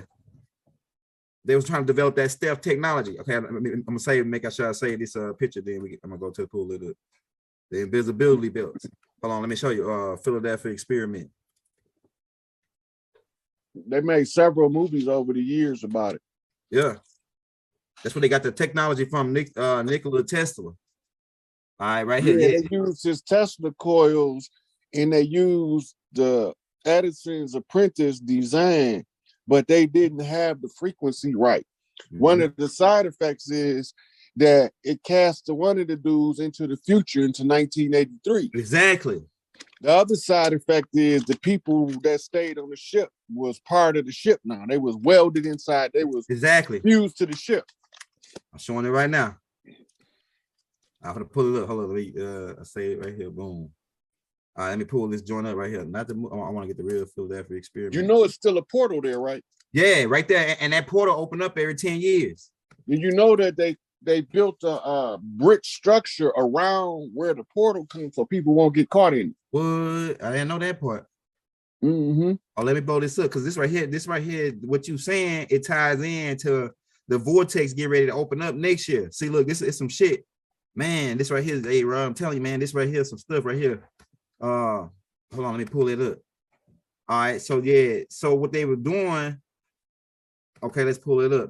They was trying to develop stealth technology, which they already had. Bob will talk about that in this tape I just put out called the Rainbow Project, right?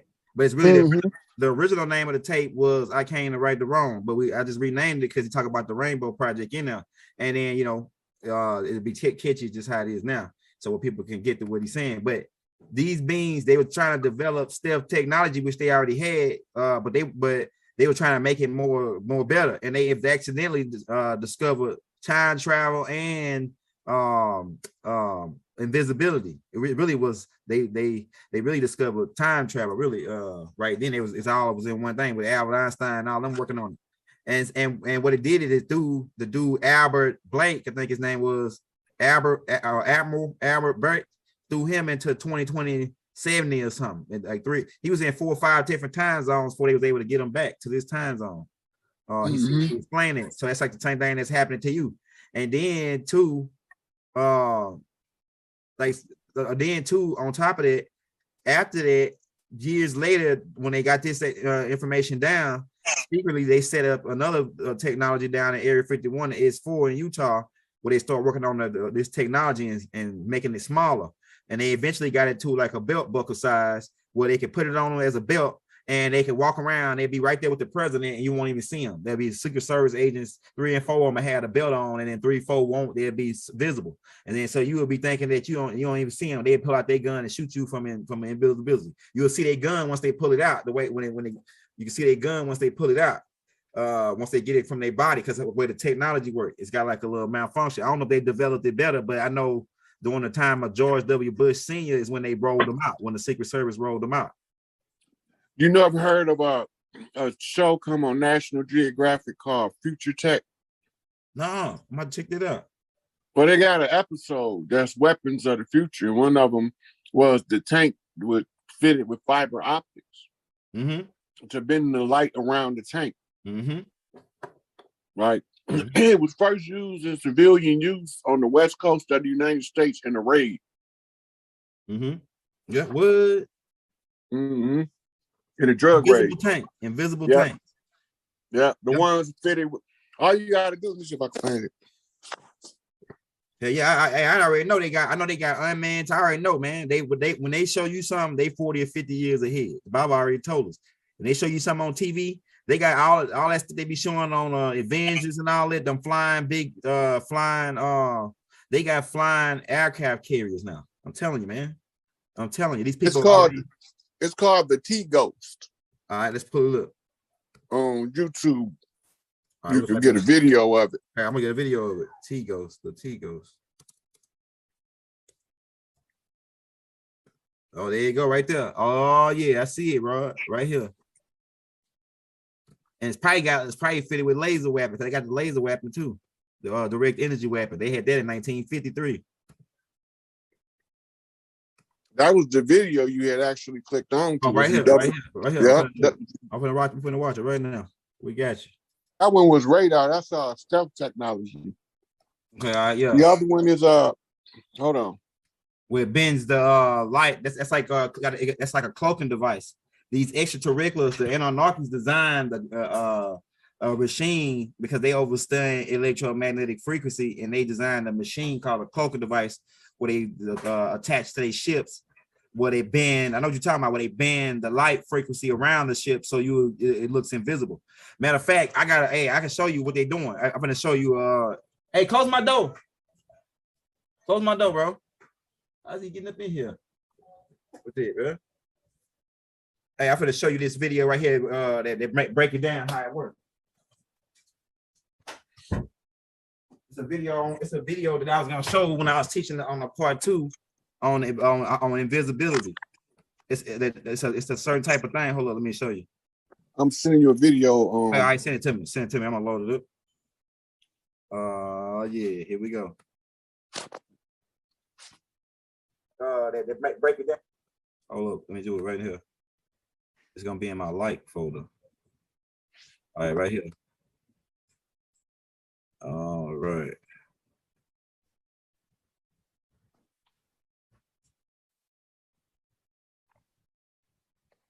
All right, I got it. I'm gonna load it up. Right here, this is a video that explains a little bit of how it works.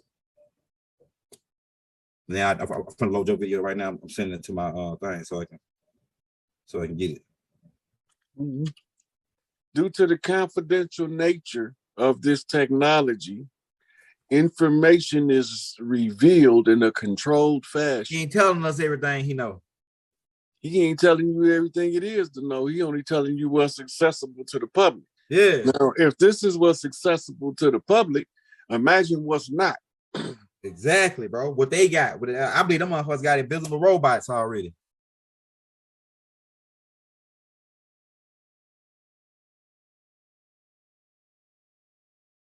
You have to.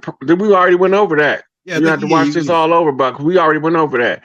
The goal is you tapping into how you translate energy or communicate to your higher self. How do you translate what your God self is telling your mortal self?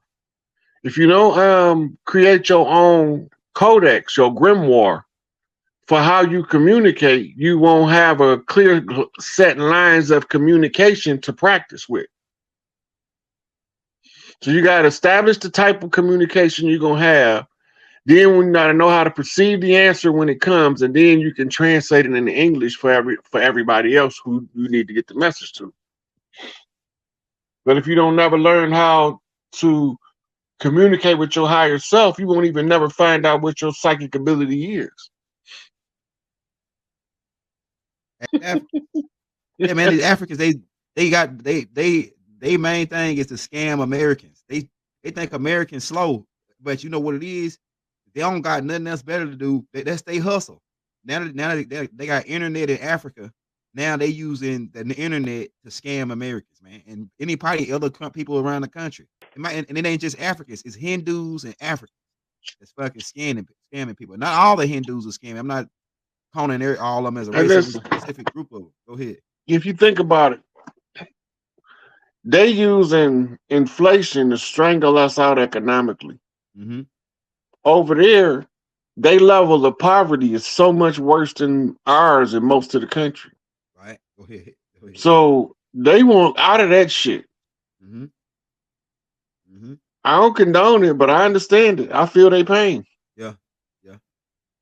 On some American for 10,000 miles away, they ain't gonna hurt. They don't give a damn. They gonna see they got all kind of hustles over there, and it might not even be an African man. I just think it was an African because how the dude that sent me the message, but it could be somebody that don't like me. And I got a couple ideas.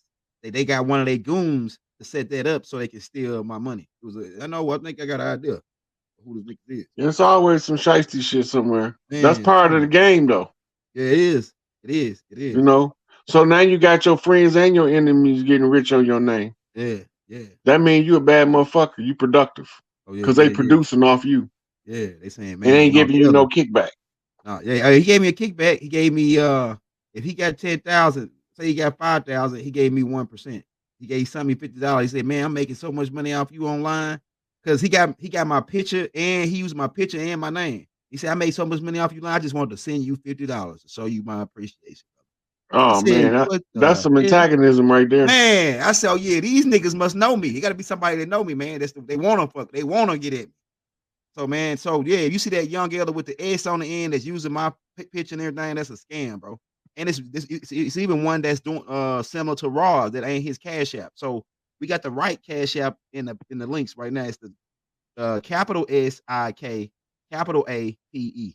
So it's another dude that he probably got an S at the end to scam off of Raw shit. I'm telling you, man, it's some niggas out here, bro. These niggas watch, they know Raw hot, they know we hot in the game, and they say, oh man, these niggas, we could get a kickback off of these guys. We could get an overflow. These guys' cups overflowing. We could get the shit that fall off the crumbs. The dogs can get the crumbs off the master table, man. That's the damn fucking game right there, bro. It's we Africans. Africans think we slow as hell, bro. I'm telling you. No, they don't.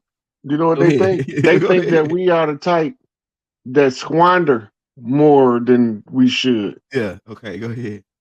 They look at us and how we neglect to pool our resources and block external forces from ruling over us.